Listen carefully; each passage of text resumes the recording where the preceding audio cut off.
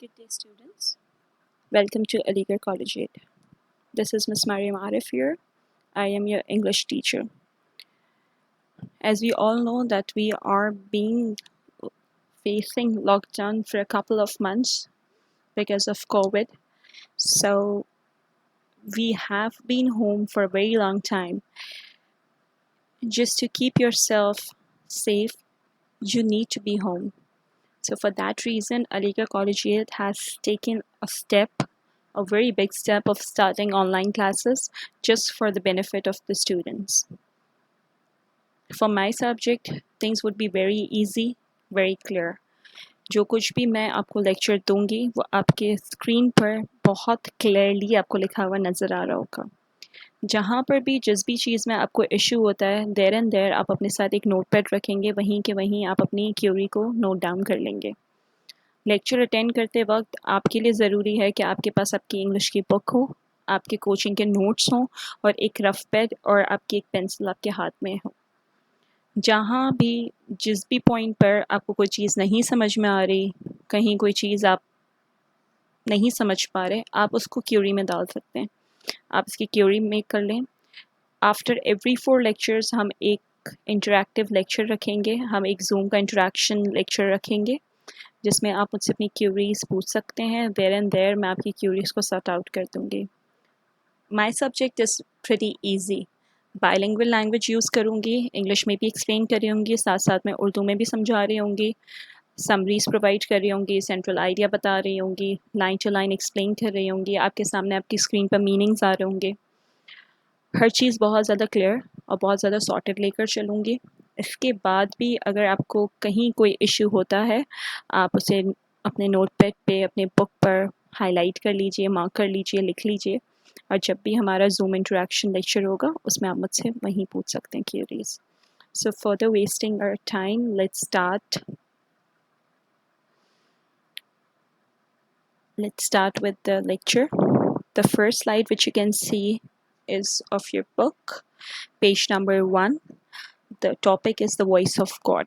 This poem is written by Lewis I. Newman, born in 1893 and he died in 1972. He was born in USA, a place named as Providence, Rhode Island. एक जजीरे का नाम बताया गया है, वहाँ उनकी पैदाइश हुई है. He studied at Brown University and after his doctorate lectured at Columbia.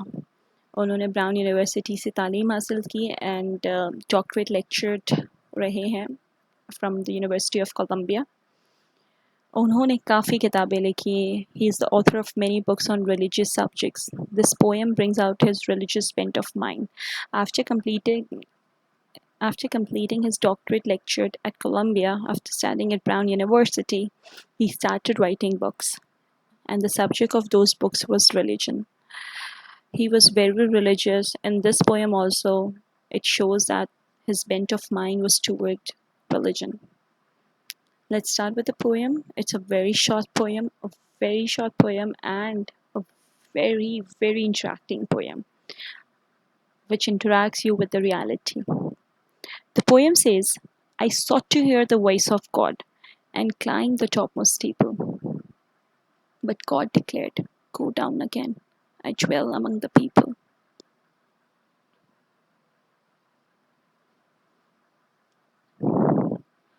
Words meaning: sought तलाश करना, climb ऊपर चढ़ना, topmost highest सबसे बुलंद तरीन, steeple चर्च का मीनार जहाँ पर क्रिश्चियन अपनी इबादत करने जाते हैं उस जगह को चर्च कहते हैं, गिरजाघर. और उसका टॉप मोस्ट स्टीपल यानी उसका सबसे बुलंद मीनार. डिक्लेयर करना, ऐलान कर देना, अनाउंस करना, बहुत ज़्यादा क्लियरली किसी बात को कमांड कर देना. ड्वेल रिसाइड मीन्स रहना, मौजूद होना.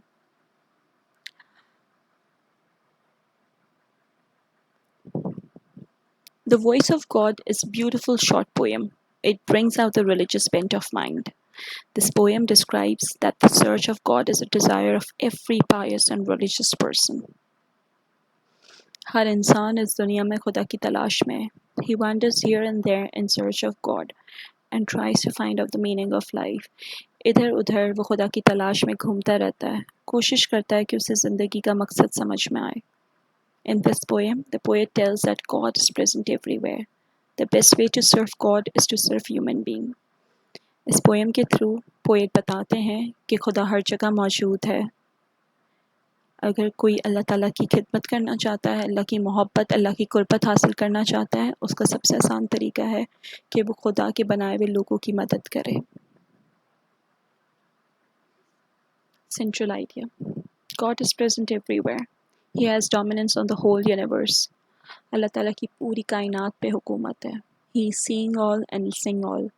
वो सब देखता है, वो सब सुनता है. The love and service of mankind through honest actions and deed is actually the love of God. It is the only way of acquiring closeness to God. अगर कोई भी इंसान खुदा से करीब होना चाहता है, उसके लिए बहुत ज़्यादा ज़रूरी है कि वो सेल्फलेस होकर बगैर किसी गर्ज के खुदा के बंदों की मदद करे, खुदा की मखलूक के काम आए. Coming over to the lines, I sought to hear the voice of God. मैं चाहता था कि मैं खुदा की आवाज़ सुन पाऊँ. And climb the topmost steeple. इसी नीयत के साथ मैं मीनार के बुलंद हिस्से पर चढ़ गया. But God declared, go down again. खुदा की आवाज़ आई, खुदा ने मुझे कमांड किया, go down again. दोबारा नीचे जाओ. I dwell among the people. मैं तो लोगों के बीच में ही मिलता हूँ, मैं तो लोगों के बीच में ही रहता हूँ. People have this scenario in their mind कि अल्लाह ताला आसमानों में रहते हैं, जबकि अल्लाह ताला ने बार बार इस बात का जिक्र किया है कि मैं तो इंसान की शहरक से भी ज़्यादा नज़दीक हूँ. अगर इंसान मुझे ढूंढना चाहता है, मेरी कुर्बत हासिल करना चाहता है, उसके लिए बहुत ज़्यादा ज़रूरी है कि वो मेरे बंदों की मदद करे, किसी गर्ज के साथ नहीं, बेगर्ज होकर. खुदा के बंदों की जो भी मदद करता है, अल्लाह ताला ज़रूर उसकी मदद करता है. The poet concluded from his experience that God lives in the hearts of human beings. The power and authority of God is looked from the nature and from every incident happening in this universe. अगर कोई इंसान खुदा की ताकत, खुदा की authority देखना चाहता है, तो वो इस दुनिया में जहाँ भी अपनी नज़र दोहराएगा, उसे हर एक हिस्से में, हर एक चीज़ में खुदा की शैडो नज़र आएगी, खुदा का मुआवजा नज़र आएगा. The monastic life is not necessary for the search of God.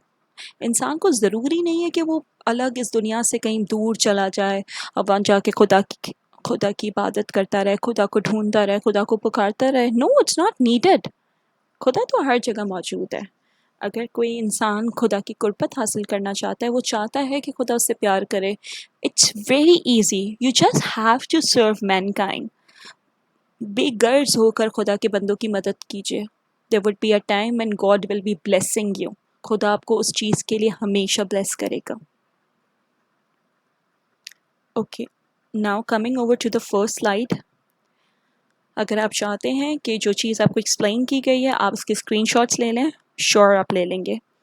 जैसे जैसे एक एक चैप्टर एंड होता जाएगा, जैसे जैसे एक लेक्चर एंड होता जाएगा, हर लेक्चर के एंड में मैं आपको 3 क्वेश्चंस जो हैं वो लर्निंग के दूंगी. वो आपको लर्न करने हैं थर्वली, और उसके बाद फेयर हैंड राइटिंग में आप रजिस्टर में लिखेंगे, और आफ्टर एवरी 10 डेज़ वो रजिस्टर आकर आप कोचिंग में सबमिट करवाएंगे, ताकि मुझे क्लियर फीडबैक मिल सके कि आपको लेक्चर समझ में आया भी है या नहीं. सिर्फ लेक्चर सुन लेना और सर हिला लेने से कोई फ़ायदा नहीं होगा. लेक्चर सुनना, समझना और फिर उसे थॉरली याद करना is going to take you anywhere. So एक एक यही मेरी डिमांड है आपसे कि लेक्चर सुनने के बाद, लेक्चर समझने के बाद आप उसको there and there same day, नहीं तो अगले दिन आप उसे रिवाइज़ करें, उसे लर्न करें, फेयर हैंड राइटिंग में अपने रजिस्टर्स में लिखें और अपना रजिस्टर आके कोचिंग में आफ्टर एवरी 10 डेज सबमिट करवाएं, ताकि मुझे फीडबैक मिल सके कि वेदर आपको समझ में आया भी है या नहीं. Moving on to the second slide, this is the introduction of the poem. If you need, you can take the screenshots.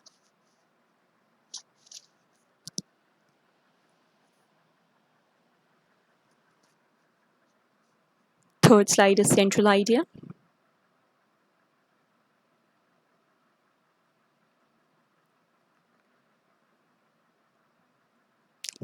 And the last one, but not the least, it is summary.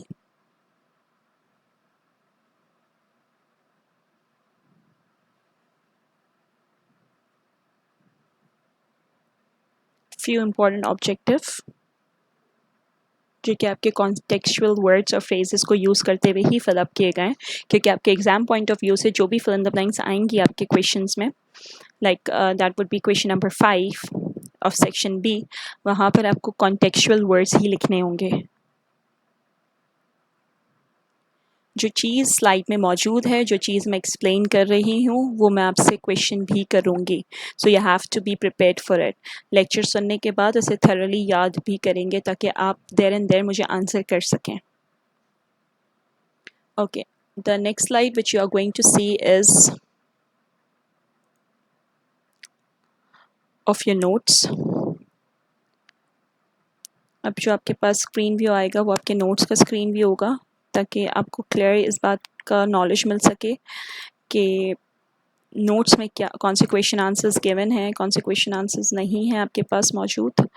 So coming over to the presentation part, notes में आप अपना poem section open करेंगे। Poem section में सबसे पहली poem ही the voice of God है।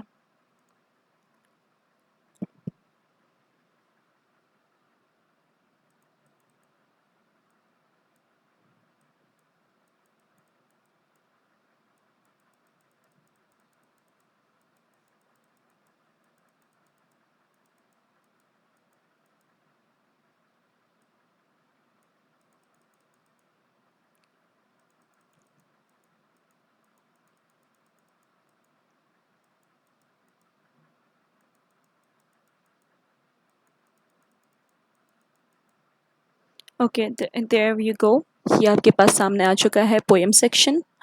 Okay, the first poem is the voice of God. Let's start with the question answers. मैं क्वेश्चंस रीड करते जाऊंगी। Answers obviously you have to read it by yourself. Her question के बाद I would take 2 minutes का pause, ताकि जब आप lecture सुन रहे हो और आपके हाथ में नोट्स हों, तो जैसे ही मैं क्वेश्चन कंप्लीट करूँ आप उसका आंसर रीड कर सकें। जहाँ कोई पॉइंट, जहाँ कोई लाइन नहीं समझ में आएगी, आप उसे मार्क कर लेंगे और मुझसे क्यूरी में पूछ लेंगे। Okay, so let's start with the first question. Who wrote the poem The Voice of God, and what is the message of the poem? What is the main idea given through the poem The Voice of God?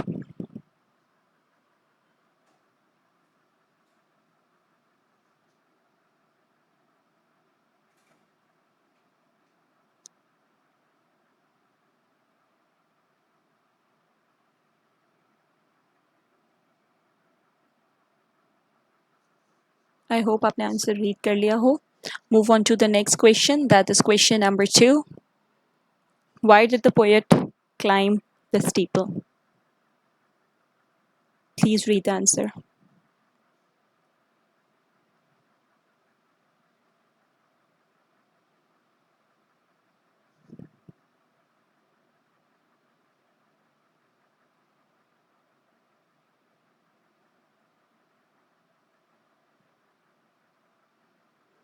Question number 3.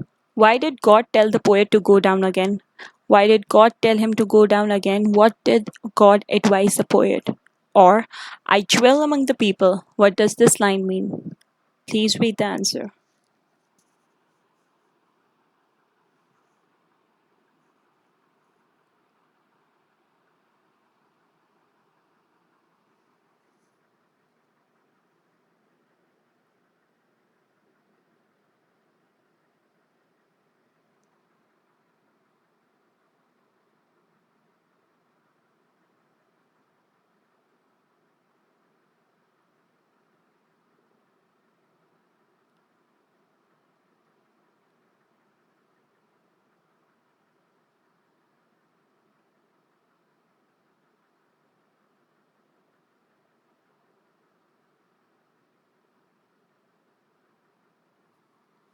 Moving on to question number 4. What does the poet want us to do in this poem? Or say in your own words what you think is the message of this poem. Please read the answer.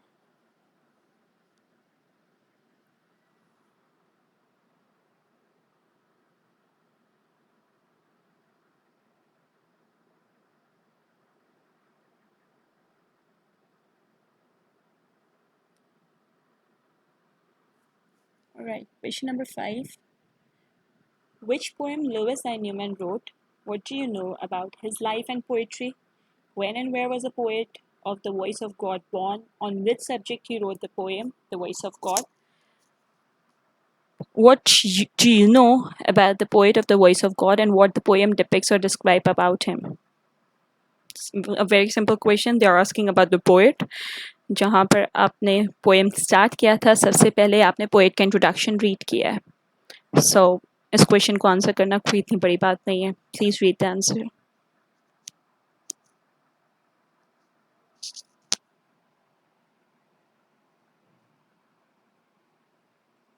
All right. Moving on to the next question, that is question number 6. Why did the poet climb the steeple? And what happened when he reached there? Please read the answer.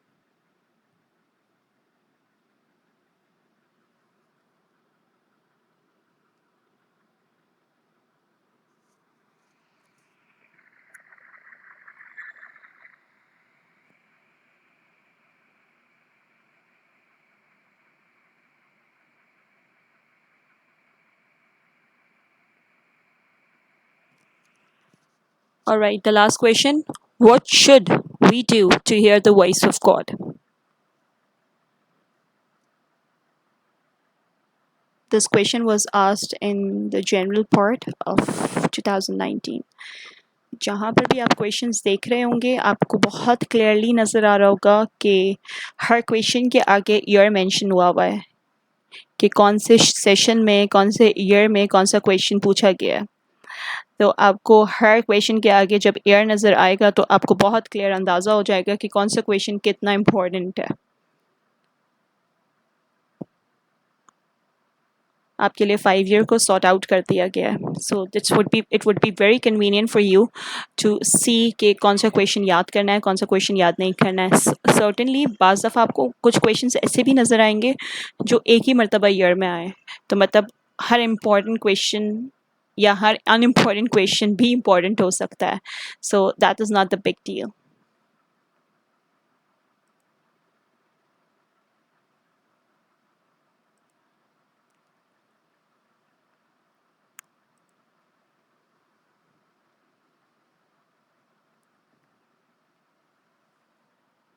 Okay. For now, for this lecture, I guess I'm very sorted with what I have explained. अगर आप अपनी book की presentation पर आ जाएंगे.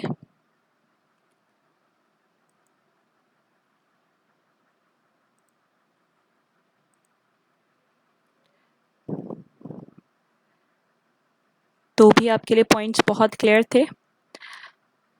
अगर कोई चीज़ नहीं समझ में आई है, कोई पार्ट ऐसा है जो आपको नहीं समझ में आया, तो ऑब्वियसली आप मुझसे पूछ सकते हैं. कोई बहुत बड़ा इशू नहीं है. कोशिश मेरी रही है कि each and every point cover करवा दूँ. हर क्वेश्चन के बाद मैंने 2 मिनट का पॉज, 1 मिनट का पॉज दिया है ताकि आप आंसर रीड कर सकें. जहाँ भी आपकी वोकैबुलरी के अकॉर्डिंगली कोई वर्ड ऐसा है जो कि आपके लिए डिफ़िकल्ट है, आप उसका मीनिंग फाइंड आउट कीजिए डिक्शनरी में से, नोट्स पे लिखिए. नहीं समझ में आता, आप मुझसे इंटरेक्टिव लेक्चर में पूछ सकते हैं. बट सिर्फ हाथ पे हाथ रख के बैठे रहेंगे और स्पून फीडिंग का वेट करेंगे तो that would spoil your own life. Please lecture सुनने के बाद उसको थरोली रिवाइज करें. क्वेश्चन आंसर्स में अगर even at this stage of your life being a matric student आपको विकैबुलरी नहीं समझ में आती, आप प्लीज़ मीनिंग्स फाइंड आउट कीजिए और नोट्स पे पेन से या पेंसिल से मीनिंग्स लिखिए ताकि आपको समझ में आए कि क्या चीज़ क्या है. क्योंकि obviously you are matric student. अगर अभी भी आपकी विकैबुलरी स्ट्रांग नहीं है तो please you need to work out on it. Okay, for the very first day इस पोएम का क्वेश्चन नंबर 1, इस पोएम का क्वेश्चन नंबर 2 एंड पोएम का क्वेश्चन नंबर 3. ये 3 क्वेश्चंस हैं आपके फर्स्ट डे के होमवर्क क्वेश्चंस. आप तीनों क्वेश्चंस याद करेंगे थॉरली और फेयर हैंड राइटिंग में अलोंग विद द क्वेश्चंस आप ये क्वेश्चन आंसर्स लिखेंगे आज की डेट के साथ. जिस दिन आपने ये लेक्चर सुना है, जिस दिन ये लेक्चर डिलीवर हुआ है, उस दिन की डेट के साथ ये तीनों क्वेश्चंस याद करने के बाद आपको फेयर हैंड राइटिंग में लिखने हैं. प्रॉपर हेडिंग होगी, प्रॉपर ब्लैक पॉइंटर यूज़ होगा, ब्लू पेन यूज़ होगा, मार्जिन होगी, प्रॉपर आपका रजिस्टर कवर होगा, उस पर अलीगढ़ कॉलेजिएट का लेबल होगा, आपका नाम, आपका कोड, सब्जेक्ट मेंशन होगा ताकि जब आप कोचिंग में आके आपका रजिस्टर सबमिट करवाएं तो उसके खोने के कोई चांसेस ना हो. आई hope I am very sorted with it. Second day का आपका होमवर्क है, जिस दिन आपको लेक्चर मिला है, ये जिस दिन आपको लेक्चर डिलीवर हुआ है, उसके the very next day question number 4, 5, 6 and question number 7। Question number 4, 5, 6 and 7 next day homework है। मीन्स नेक्स्ट डे की डेट के साथ क्वेश्चन नंबर 4, 5, 6 एंड 7 आप लर्न करेंगे और आप उसको नोट डाउन करेंगे अपने फेयर रजिस्टर में। Fair hand writing, black pointer for question, blue pen for answer. It is very important to use the colour pens. Margins draw होंगी, फेयर हैंड राइटिंग होगी। Obviously that is the only way कि मुझे पता चलेगा कि weather आपको lecture समझ में आया भी है या नहीं। ठीक है, coming over to the next part of your notes, अगर आप आगे क्वेश्चन आंसर्स के बाद देखेंगे तो आपको रेफरेंस टू कॉन्टेक्स्ट नज़र आएगा। Wait I will show you. I hope I have that slide with me. Okay, here we go.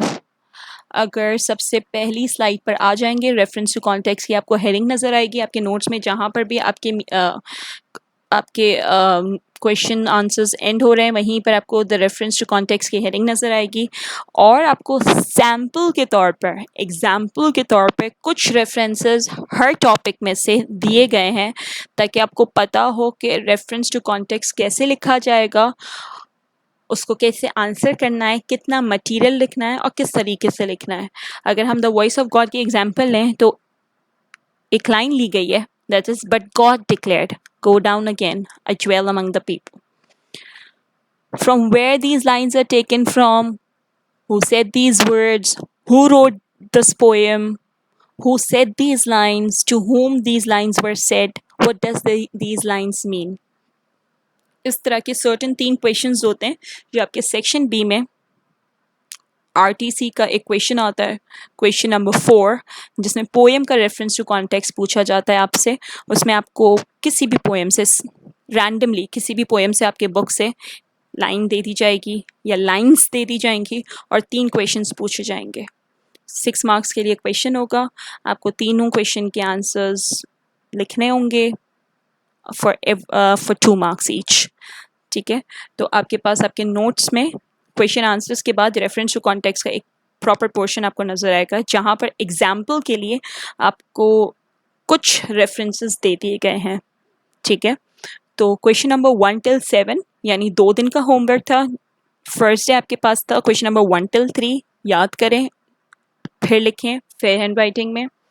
Next day का आपका होमवर्क था question number 4, 5, 6 and 7।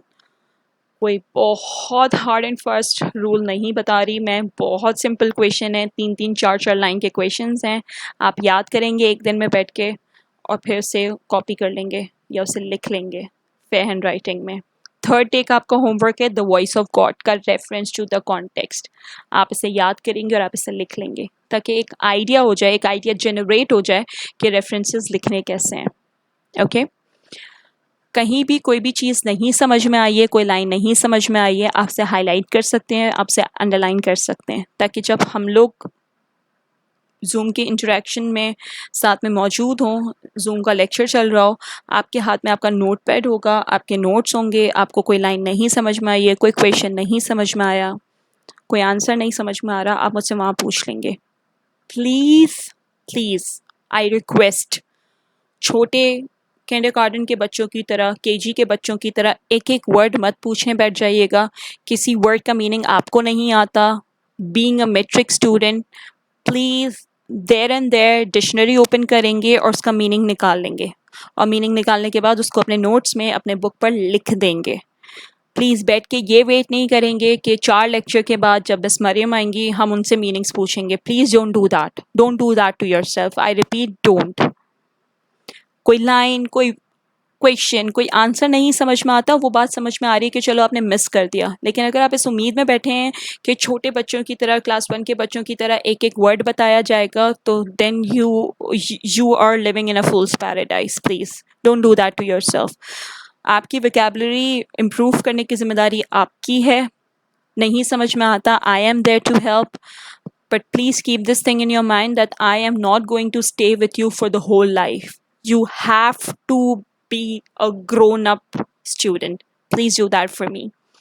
Okay, for the next class, I'll be having the next topic.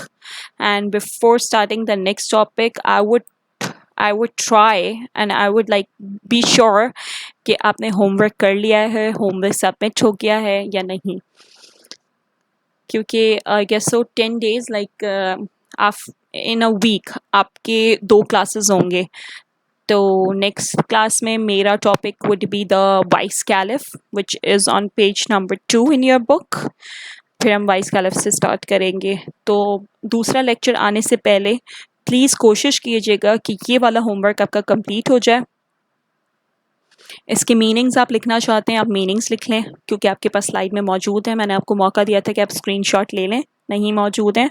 आप दोबारा से मेरा lecture play करेंगे, वो आपके सामने आ जाएंगे. आप पॉज करेंगे, मीनिंग्स लिख लेंगे. चाहें तो आप इंग्लिश टू इंग्लिश लिख लें, चाहें तो आप इंग्लिश टू उर्दू लिख लें. That is personally your choice. बाकी क्वेश्चन आंसर्स का होमवर्क मैं आपको दे चुकी हूँ. RTC रेफरेंस टू कॉन्टेक्स्ट में होमवर्क दे चुकी हूँ. स्टिल कहीं कोई डिफ़िकल्टी है, कोई लूप ऐसा जो नहीं समझ में आया, आप लिंक नहीं कर पा रहे, प्लीज़ प्लीज़ प्लीज़ अपने नोट पैड पे वो पॉइंट लिख लें, ताकि मुझे पता लग सके कि आपको कहाँ क्या चीज़ समझ में नहीं आई. क्योंकि सेकंड लेक्चर जो है वो नेक्स्ट टॉपिक का है, दैट इज़ द वॉइस कैलिफ. Okay, I hope and I expect you people to behave maturely. उम्मीद मेरी यही है कि आप बड़े बच्चों की तरह बिहेव करेंगे. किंडरगार्टन के बच्चों की तरह प्लीज़ लॉस्ट फील मत कीजिएगा. बहुत मुश्किल चीज़ नहीं है. मैंने हर चीज़ एक एक लाइन करके समझाई है. स्टिल अगर आपको नहीं समझ में आया है, कहीं भी कोई चीज़ नहीं समझ में आई, फील फ्री टू आस्क. पूछने वाला इंसान बेवकूफ़ नहीं होता, लेकिन पूछिएगा वो जो आपके लेवल का हो, प्लीज़. बाकी अपनी विकैब पे आपको खुद मेहनत करनी है, विकैबलरी खुद इम्प्रूव करनी है. मेरे साथ रहेंगे, लेक्चर सुनते रहेंगे, सपोर्टिव रहेंगे, कोऑर्डिनेट करते रहेंगे. आई अश्योर यू कि ऐसी कोई चीज़ नहीं होगी जो आपको समझ में ना आए. At the end of the session I promise you, अगर आप मेरे साथ साथ लेक्चर्स अटेंड करते रहे, मेरे साथ साथ दिए गए होमवर्क को याद करते रहे thoroughly, at the end of the session I guarantee you कि इंग्लिश की तरफ से आपको कोई प्रॉब्लम नहीं होगी. That is my guarantee. मैं हर चीज़ को बहुत ज़्यादा सॉर्टेड लेकर चलूँगी, बहुत ज़्यादा स्लोली लेकर चलूँगी, बहुत फास्ट पेस पे नहीं जाऊँगी. कुछ चैप्टर्स होने के बाद, कुछ पोएम्स होने के बाद फिर हम ग्रामर सेशन पे मूव करेंगे, जो आपके नोट्स में मौजूद है. ग्रामर एक्सप्लेन करती जाऊँगी, आप एक्सरसाइज करते जाएंगे. मैं देयर एंड देयर आपके आंसर्स को जो है वो टैली करवा दिया करूँगी. आंसर्स मैं खुद डिक्टेट करूँगी. कोशिश मेरी यही रहेगी कि this journey of yours, this session of yours should be very easy and very entertaining. I hope so. So I'll be open up for your feedback. उम्मीद है कि आपको लेक्चर समझ में आया होगा. For me, for now, this task has been done, and I hope I'll be having positive response, inshallah. Okay, students. Thank you, everyone. Take good care of yourself. Please stay back home. Stay safe. अपनी studies को time दीजिए. Do not waste your time, because you never know कि कब क्या situation होगी. अगर आपके दिमाग में ये है कि अभी तो एग्ज़ाम्स नहीं होंगे या ऐसा कुछ होगा, please do not predict it yourself. आपका काम है पढ़ना. एग्ज़ाम्स हो रहे हैं या नहीं हो रहे हैं, that is not your part. आप पढ़ें और कोशिश ये करें कि पढ़ाई ऐसी हो कि आपके नेचर में, आपके बिहेवियर में आपकी पढ़ाई नज़र आए. हम सिर्फ एग्ज़ाम्स के लिए या रिपोर्ट कार्ड के लिए पढ़ें, मुझे नहीं लगता कि वो वाइज है. Please. Alright, thank you everyone.